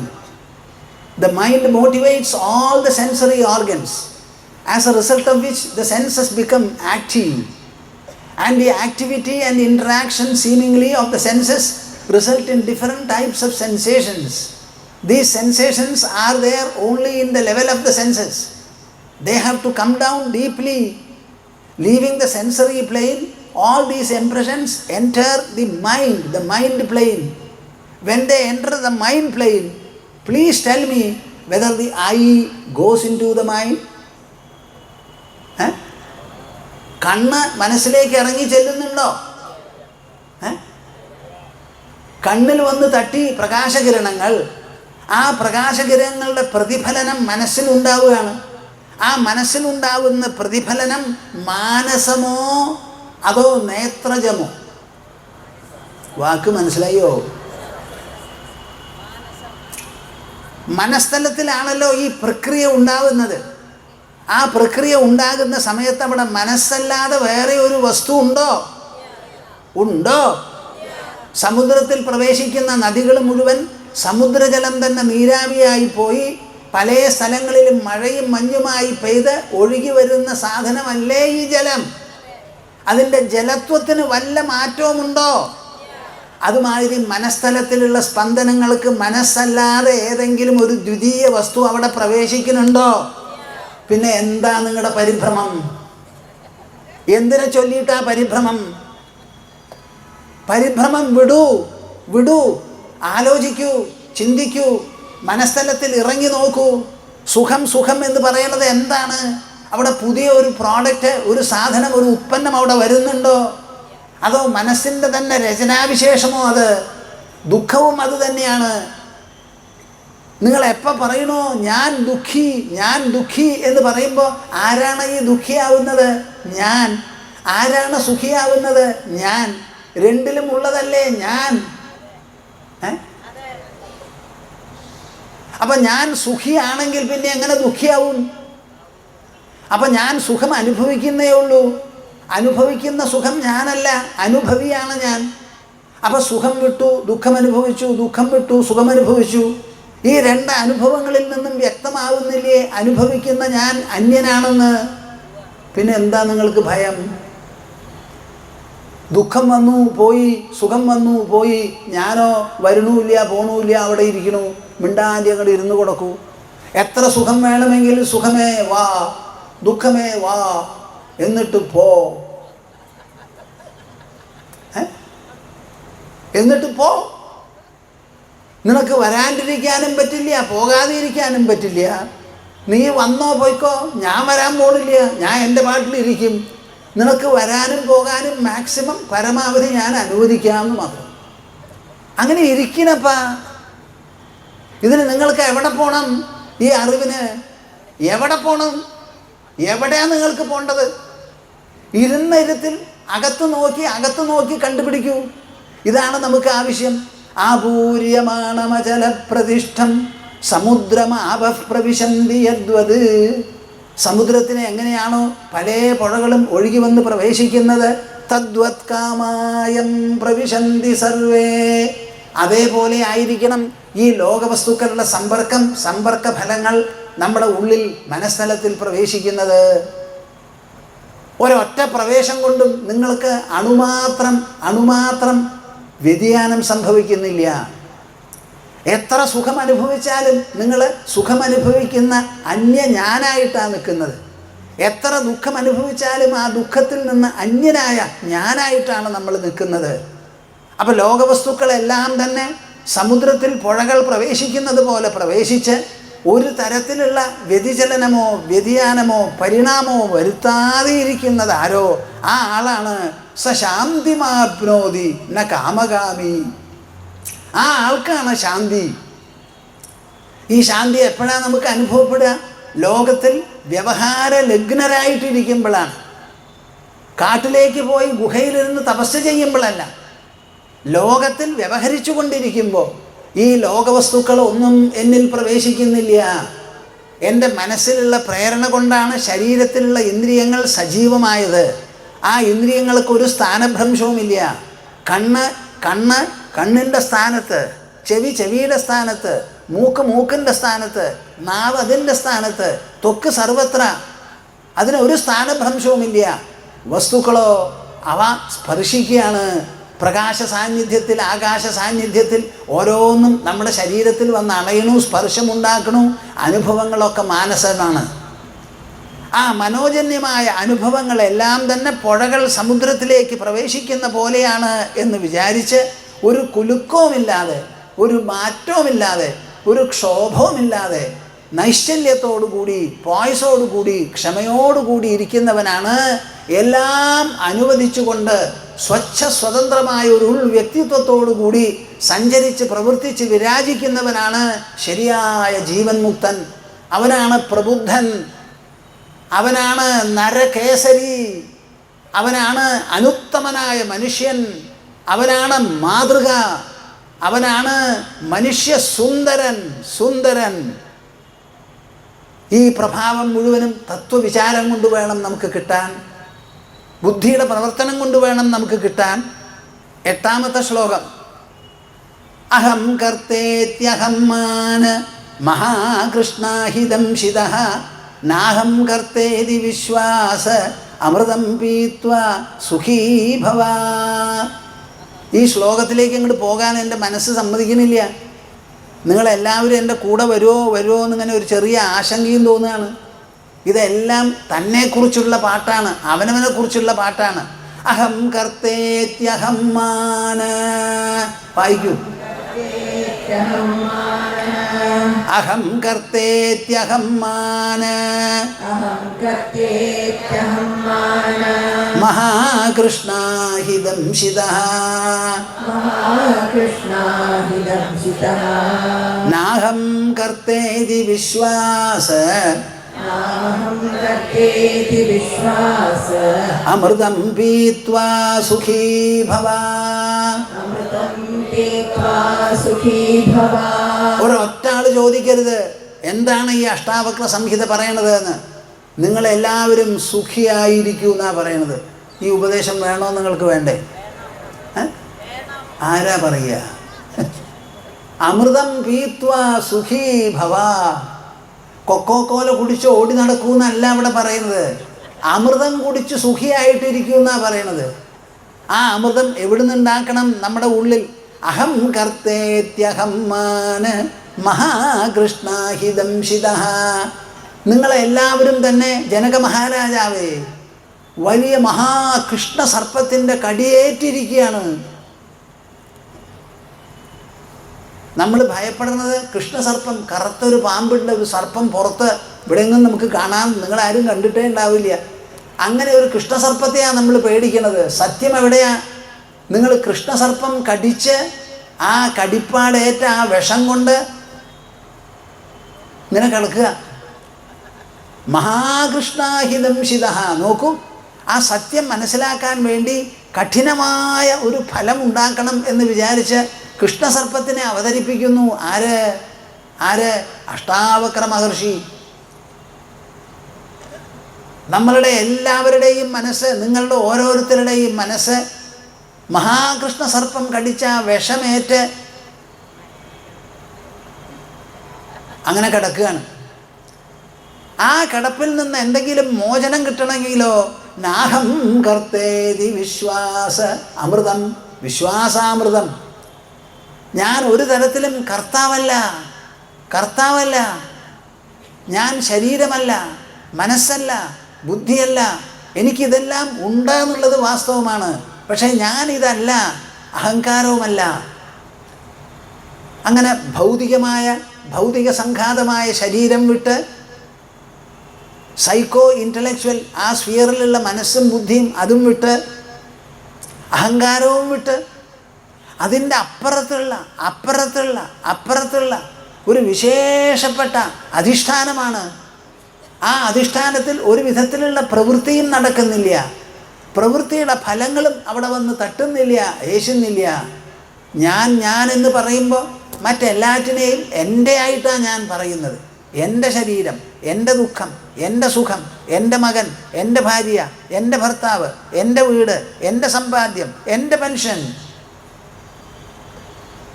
ഈ എൻ്റെ എന്നുള്ളതല്ലേ നിങ്ങളുടെ പരാമർശങ്ങൾ മുഴുവനും. വീട്ടിലേക്ക് അങ്ങോട്ട് കിടന്നാൽ ഓരോന്ന് ചൂണ്ടിക്കാണിക്കും. ഈ ചൂണ്ടിക്കാണിക്കുന്നതൊക്കെ ഞാനാണോ എന്ന് എന്നോട് ഇപ്പം പറയും നിങ്ങൾ. അതോ എൻ്റെ എന്ന് പറഞ്ഞ് ചൂണ്ടിക്കാണിക്കുന്നു? എൻ്റെ അനവധിയുണ്ട്, ഞാൻ എത്രയുണ്ട്? എന്താ ഒരു മിണ്ടാതെ? ഞാൻ എത്രയുണ്ടപ്പാ? നിങ്ങൾ കുട്ടിയായിരുന്നപ്പോഴും ഞാൻ, മുതിർന്നപ്പോഴും ഞാൻ, കല്യാണം കഴിഞ്ഞപ്പോഴും ഞാൻ, കുട്ടികളായപ്പോഴും ഞാൻ, ചാകാൻ കിടക്കുമ്പോഴും ഞാൻ ഒരു മാറ്റവും ഇല്ല. അതൊരൊറ്റ എണ്ണാണ്. ബാക്കിയുള്ളതാണ് എൻ്റെ എന്ന് പറഞ്ഞ് തോറ്റു കഴിഞ്ഞു. ലോകത്തിലുള്ളതൊക്കെ എൻ്റെയാ. ഞാനൊരൊറ്റ എണ്ണേ ഉള്ളൂ. നാഹം കർത്തേതി. ആ ഞാൻ എന്നുള്ള തലത്തിൽ ഒരു തരത്തിലുള്ള പ്രവൃത്തിയും നടക്കുന്നില്ല, പ്രവൃത്തി ഫലങ്ങളും അവിടെ ഏശുന്നില്ല. അപ്പോൾ പാപത്തിൻ്റെയോ പുണ്യത്തിൻ്റെയോ സംശയത്തിൻ്റെയോ അന്യഥ ഒന്നും തന്നെ അവിടെ ഇല്ല. അത് വിവേകരൂപത്തിൽ മനസ്സിലാക്കാൻ പറ്റിയില്ലെങ്കിൽ ഒരു തത്വജ്ഞൻ പറയണത് കേട്ട് ഒരു വിശ്വാസ രൂപത്തിലെങ്കിലും സ്വീകരിച്ച് ആ വിശ്വാസത്തെ അമൃതമാക്കി കുടിക്കൂ. കുടിച്ചിട്ട് പീത്വ സുഖീഭവ, സുഖിയായിട്ടിരിക്കൂ. ആരാ നിങ്ങളോടിത് പറയുക? എത്ര അച്ഛന്മാരും അമ്മമാരും മക്കളെ വിളിച്ച് ഇങ്ങനെ ഒരു വാക്ക് പറഞ്ഞിട്ടുണ്ടോ എന്ന് കേൾക്കും നിങ്ങൾ. ഒരാളെങ്കിലും ഇത് പറയാൻ പറ്റുമോ? വിശ്വാസാമൃതം പീത്വാ സുഖീഭവ. വിശ്വാസത്തെ അമൃതമാക്കി തീർക്കുന്നതാണ് നമ്മുടെ ധർമ്മം. വെറും വിശ്വാസിയായി നടക്കാനല്ല, ഘോഷിക്കാനല്ല. വിശ്വാസത്തെ അമൃതമാക്കി തീർക്കണം. അമൃത് കുടിച്ചാലോ അമരത്വമായി, സുഖമായി, സന്തോഷമായി. അതിന് ദഹനക്കേട് വരില്ല. ഈ ലോകം മുഴുവനും വിഷമാണ്. വിഷയാൻ വിഷവത്യജ എന്ന് പറഞ്ഞിട്ട് തുടങ്ങിയത് അഷ്ടാവക്ര മഹർഷി. മുക്തിമിച്ഛസി ചേത്താത വിഷയാൻ വിഷവത്യജ ക്ഷമാർജവദയാദോഷ സത്യം പീയൂഷവദ്ഭജ. മുക്തി വേണമെങ്കിൽ എൻ്റെ പൊന്നുമോനെ വിഷയാൻ വിഷവത്യജ. ഈ ലോകവസ്തുക്കളെ മുഴുവൻ വിഷമാണെന്ന് കണക്കാക്കി ഉപേക്ഷിക്കൂ. അപ്പോൾ ലോകവസ്തുക്കളെ മുഴുവൻ ഉപേക്ഷിച്ചാൽ പിന്നെ ഞാൻ സ്വീകരിക്കുന്നത് എന്താ? ഞാൻ പറഞ്ഞു തരാം. ക്ഷമാർജവദയാദോഷ സത്യം. 5 കൂട്ടം സാധനങ്ങൾ ഒക്കെ മനസ്സിൻ്റെ വിഭവങ്ങളാണ്, മനസ്സിൻ്റെ ഗുണങ്ങളാണ്, മേന്മകളാണ്, അലങ്കാരങ്ങളാണ്, മനസ്സിനുള്ള പോഷണങ്ങളാണ്. ക്ഷമ, സഹനശക്തി, ആർജവം, നേരെ പോ, സ്ട്രെയിറ്റ് ഫോർവേഡ്നെസ്, ദയ, ധാരാളം കൃപ, ദാക്ഷിണ്യം വേണം. ക്ഷമാർജവദയാ തോഷം, സന്തോഷമായിട്ടിരിക്കണം. ഈ കൂറാൻ തിന്ന പൂച്ചയെ മാതിരി ആവരുതെന്ന്. എപ്പോഴും സന്തോഷമായിട്ടിരിക്കുക. ചുണ്ടും പല്ലും മാത്രം മതി നിങ്ങൾക്ക്, വേറെ ഒന്നും വേണ്ട സന്തോഷിക്കാൻ. ആരെങ്കിലും നോക്കിയാൽ ചിരിച്ച മുഖത്തോടു കൂടി ഇരിക്കാൻ എന്താ വിഷമം?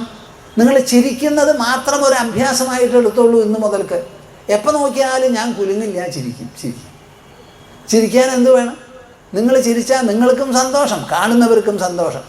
മറ്റേത് ഇങ്ങനെ ഇരുന്നാൽ ആർക്കെങ്കിലും ഇത് ഇഷ്ടപ്പെടും. ഒരു ഫോട്ടോ എടുത്തിട്ട് വയ്ക്കുക നിങ്ങൾ. ക്ഷമാർജവദയാതോഷ സത്യം പീയൂഷവദ്ഭജ. സത്യം, നേര് പറയുക, നിറവോടുകൂടി ജീവിക്കുക. ഒരു തരത്തിലുള്ള വഞ്ചനയും ഈ കാര്യത്തിൽ കളവും ചതിയും പാടില്ല. ഈ 5 എണ്ണമാണ് അമൃത് പോലെ സേവിക്കേണ്ടത് എൻ്റെ പൊന്നു ജനക. ഈ ലോകവസ്തുക്കളെയല്ല. ഈ ലോകവസ്തുക്കളൊക്കെ നശ്വരമാണ്, വിഷമാണ്, വിഷമാണ്. സർവ്വതിനെയും വിട്ടുകളയും.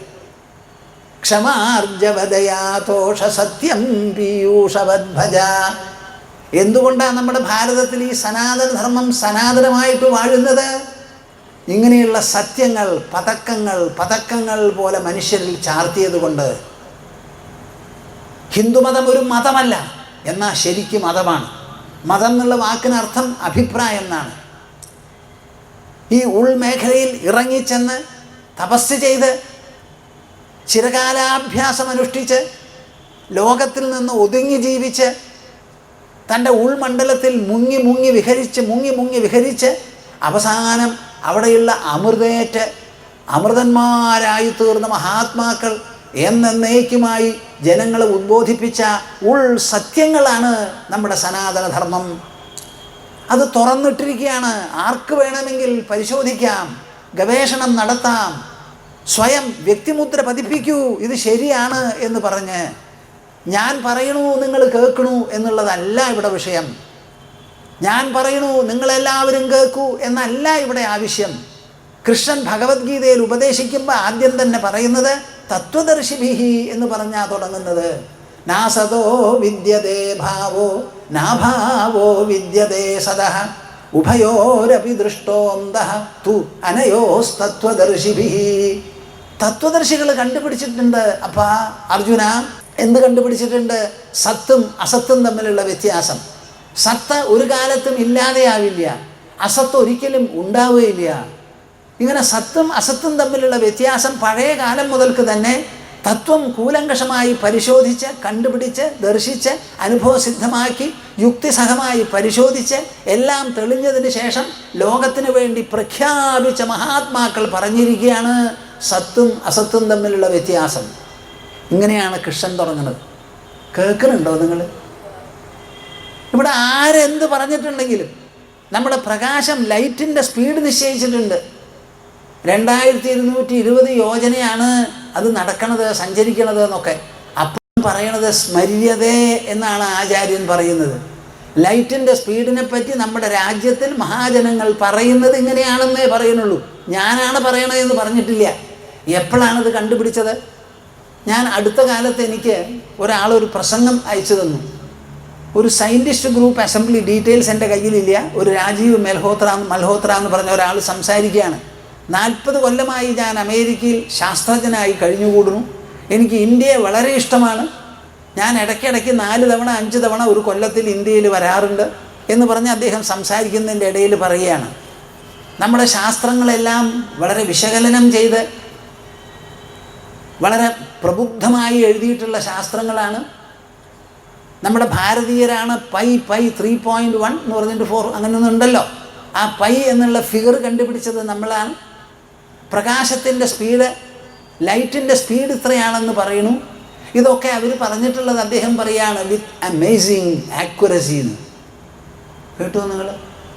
ഞെട്ടിക്കുന്ന അത്ഭുതാവഹമായ കണിശത്തോടു കൂടിയാണ് അവർ പറഞ്ഞിരിക്കുന്നത്.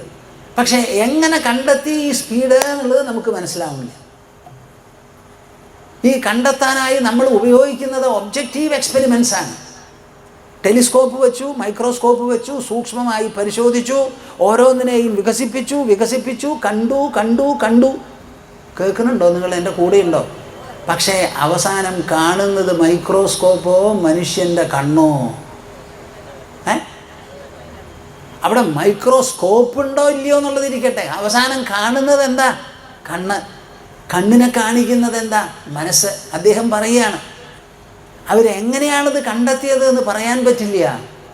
ഒബ്ജക്റ്റീവ് എക്സ്പെരിമെൻറ്റ്സ് അല്ല ഒരു പക്ഷേ അവരുപയോഗിച്ച മാർഗം, സബ്ജക്റ്റീവായിട്ടുള്ള പ്രോസസ്സസ് ആകാം. Maybe quite possibly there comes a time when the object and the subject distinctions totally disappear. And altogether there is only one identity called the subject. The entire objects become its own manifestations, expressions or extensions. കേൾക്കുന്നുണ്ടോ നിങ്ങൾ? ഇതാണപ്പാ ഭാരതധർമ്മം, ഇതാണ് ഭാരത ദർശനം, ഇതാണ് ഭാരതീയരുടെ അനുഭവം. നമ്മൾ ഊച്ചാളികളല്ല, ദുർബലരല്ല. സൂര്യചന്ദ്രാദികളെപ്പോലും ഞെട്ടിക്കുന്ന പ്രഭാവം ഉള്ളിൽ പേറി നടക്കുന്ന മഹാത്മാക്കളാണ് നമ്മൾ. നമ്മുടെ മനസ്സിനെ അളക്കാൻ ലോകത്തിൽ ഒന്നുമില്ല. നമ്മുടെ ബുദ്ധിക്ക് തടയിടാൻ ഈ പ്രപഞ്ചത്തിൽ ഒരു ശക്തികളുമില്ല. ആന്തര വൈഭവമാണ് ബാഹ്യവൈഭവത്തെ കവച്ചു വയ്ക്കുന്നത്. അതിനെ വെല്ലാൻ ലോകത്തിൽ ഒന്നുമില്ല. ഛന്നത്വമാർന്ന കനൽ പോലെ നിറഞ്ഞുലകിൽ ചിന്നുന്ന നിൻമഹിമയാർക്കും തിരിക്കരുത്. അന്നു കണ്ടതിനെ വാഴ്ത്തുന്നു മാമുനികൾ എന്നത്ര തോന്നി ഹരി നാരായണായ നമഃ. വെറുതെ ആണോ നമ്മുടെ തുഞ്ചത്തെഴുത്തച്ഛൻ പാടിയത്? ഈ ലോകത്തിലുള്ള മഹിമ ആര് പാടുന്നുണ്ടോ ആ പാടുന്ന പാട്ട് മുഴുവൻ ലോകത്തിൻ്റെ മഹത്വമോ അതോ ആ പാടുന്നവൻ്റെ മനസ്സിൻ്റെയും ബുദ്ധിയുടെയും വൈഭവമോ? എന്തെങ്കിലും ഉണ്ടാക്കുന്നത് ഒരൊറ്റ ആൾ മിണ്ടില്ലല്ലോ. അപ്പം ഞാൻ സംസാരിക്കേണ്ടെന്ന് വയ്ക്കാൻ പോവാ. എന്താ ഞാൻ പറയണത് നിങ്ങൾക്ക് ഏഷ്യനില്ല എന്നുണ്ടോ? ചെറിയ രണ്ട് കണ്ണപ്പ, ആ ചെറിയ രണ്ട് കണ്ണുകൊണ്ട് നാം കാണുന്ന വിസ്തൃതി എത്രയുണ്ടെന്ന് നോക്കൂ. ആ വിസ്തൃതിയുടെ വലിപ്പം മുഴുവനും നമ്മുടെ മനസ്സിലല്ലേ പ്രതിഫലിക്കുന്നത്, അതിൻ്റെ പ്രതിച്ഛായ. അപ്പം നമ്മുടെ മനസ്സിനാണോ വലിപ്പം കൂടുതൽ അതോ കാണപ്പെടുന്ന വസ്തുജാലത്തിനോ? ആലോചിച്ച് മറുപടി പറയും. ഇത് ടെലിസ്കോപ്പ് മറുപടി പറയില്ല, മൈക്രോസ്കോപ്പിൻ്റെ കയ്യിലില്ല അതിനുള്ള മറുപടി. അത് രണ്ടും മനുഷ്യൻ ഉണ്ടാക്കിയതാണ്. മനുഷ്യൻ സ്വയം ഉണ്ടാക്കാത്ത കണ്ണിൻ്റെയും മനസ്സിൻ്റെയും ബുദ്ധിയുടെയും വൈഭവം കൊണ്ട് മാത്രമേ ഇത് മനസ്സിലാക്കാൻ പറ്റുള്ളൂ. ആ ഭാരതീയ ശാസ്ത്രത്തിൻ്റെ മഹത്വം ആലോചിക്കൂ. ഈ അമൃതം കുടിച്ചു വളർന്നവരാണ് നമ്മൾ. അതിനെ കുടിപ്പിക്കാൻ വേണ്ടിയാണ് ജനക മഹാരാജാവോട് അഷ്ടാവക്ര മഹർഷി പറയുന്നത്, അമൃതം പീത്വാ സുഖീ ഭവ. എൻ്റെ പൊന്ന് ജനക മഹാരാജാവേ, സിംഹാസനത്തിൽ ഇരുന്നത് കൊണ്ട് മനോമാഹാത്മ്യം കൈക്കലാക്കാൻ പറ്റില്ല. ശക്തി കൊണ്ടും അസ്ത്രശസ്ത്രാഭ്യാസം കൊണ്ടും പ്രജകളുടെ ദേഹത്തെ ഒരു പക്ഷേ ഭരിക്കാൻ തനിക്ക് സാധിക്കും. മനുഷ്യൻ്റെ മനസ്സിൽ നുഴഞ്ഞു കയറാൻ ഒരസ്ത്രവുമില്ല, ഒരു ശസ്ത്രവുമില്ല. അത് മനോമണ്ഡലത്തിൽ നിന്ന് പുറപ്പെടുന്ന ശബ്ദ തരംഗങ്ങൾ തന്നെ വേണം. ആശയങ്ങളുടെ ശാബ്ദീകരണമാണ് നമ്മുടെ വാക്കുകൾ. ആശയങ്ങൾ മുഴുവൻ രൂപപ്പെടുന്നത് ഉള്ളിലാണ്. മസ്തിഷ്കത്തിലാകാം. അതിനെ ശബ്ദനാളങ്ങളിലേക്ക് പ്രസരിപ്പിച്ച് ആ ശബ്ദനാളങ്ങൾ വഴി അത് മുത്തുപോലെയുള്ള ശബ്ദമായി പുറത്തേക്ക് ഇങ്ങോട്ട് വരികയാണ്. ആ ശബ്ദത്തിന് മാത്രമേ നമ്മുടെ ഉള്ളിൽ തട്ടാനും ഉള്ളിൽ വികാസം വരുത്താനും ഉൾമഹിമയെ വെളിപ്പെടുത്താനും സാധിക്കൂ.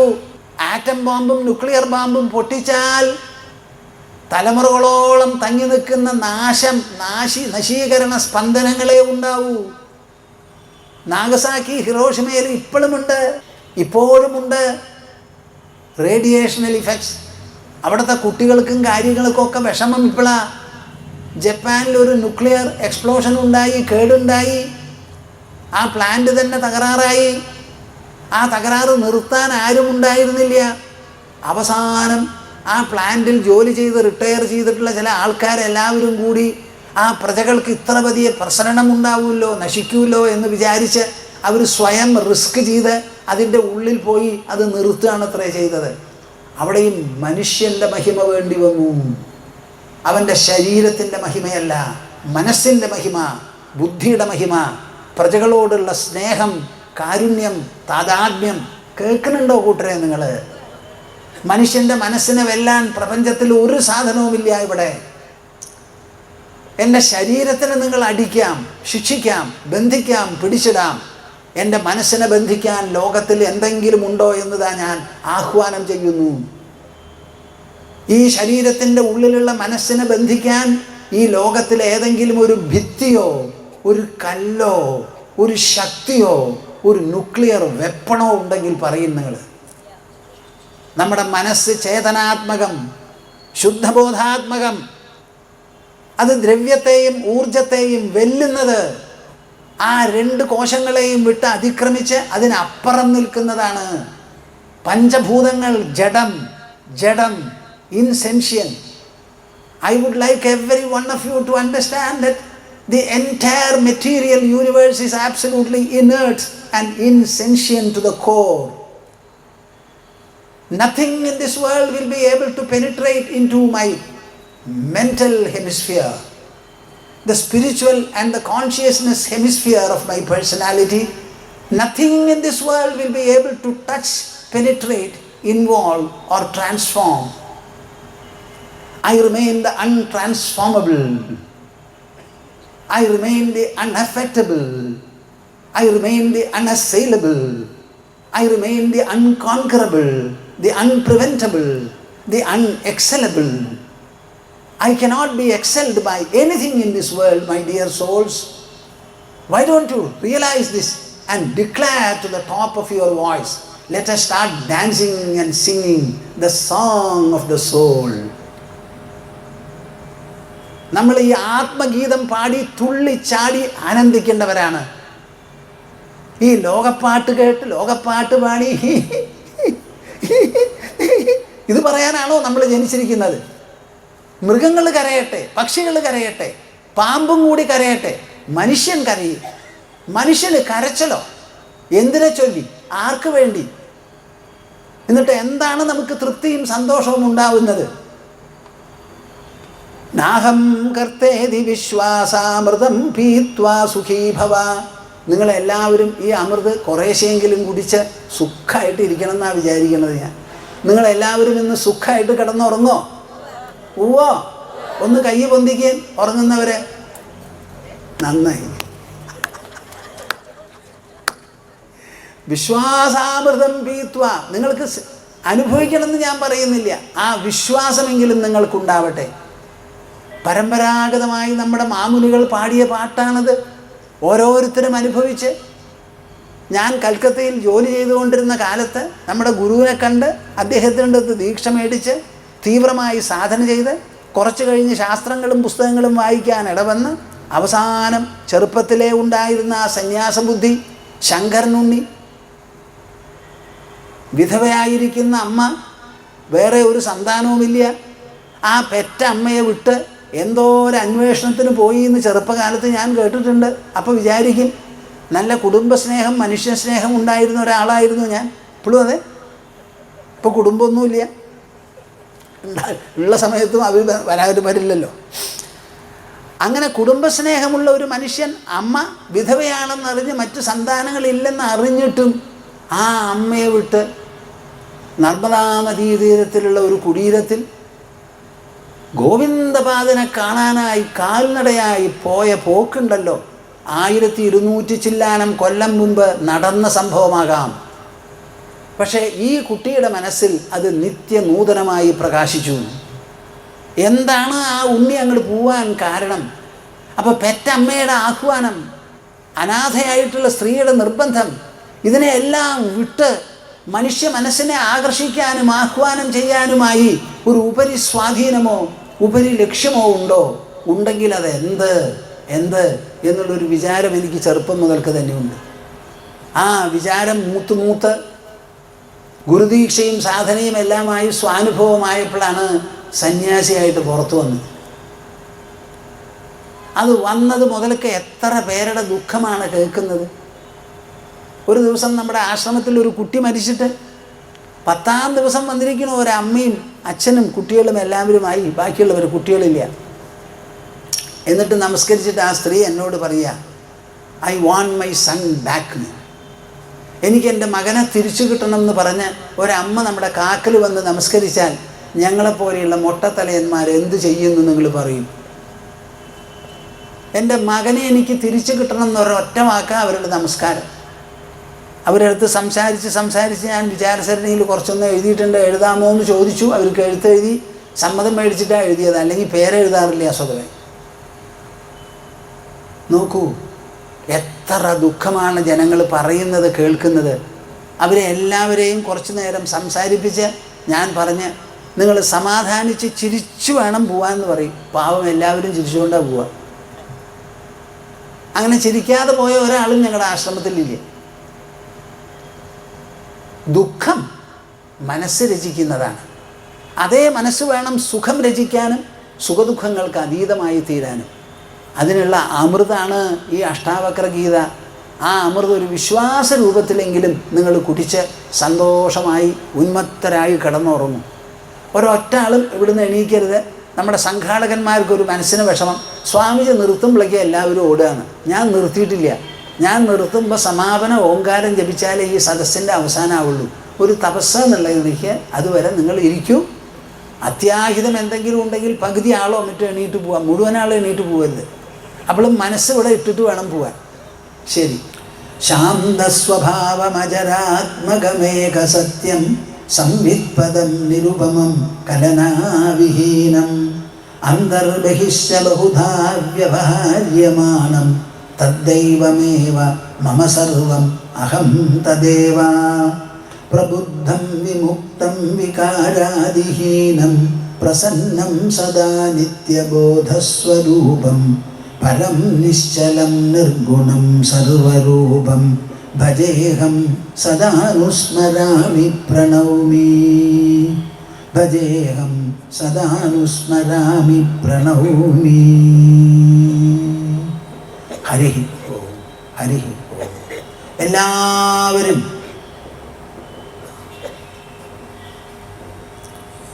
ഓ